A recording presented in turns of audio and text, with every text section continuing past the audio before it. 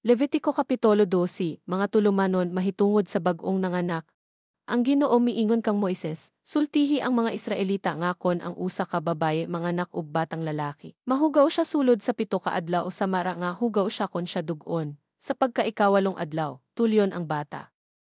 Unya, ang inahan mohulat og lein pang 33 ka adlaw una siya mahinlo sa iyang dugo. Kinahanglan ga dili siya mohikap sa bisan unsang butang balaan o musulod sa balaang dapit samtang wala pa matapos ang pagputli sa iyang kaugalingon. Apan kon manganak siya og batang babaye. Mahugaw siya sulod sa 2 ka semana ingod sa iyang pagkahugaw kon siya dug-on ug muhulat siyag sa 66 ka adlaw una siya mahinlo sa iyang dugo.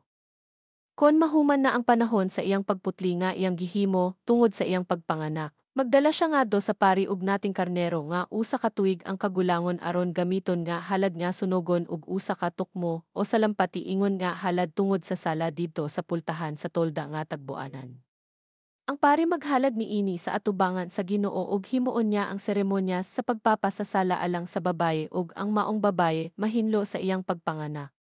Mao kini ang balaod alang sa mga anak, apan kon dili siya makahimo paghatag og nating karnero, magdala siya og 2 ka buok tukmo o 2 ka kuyabog nga salampati. Ang usa gamiton nga halad nga pagasunogon ug ang usa gamiton nga halad tungod sa sala. Ang pari maghimo sa seremonya sa pagpapasasala alang kanya ug ang babaye mahinlo.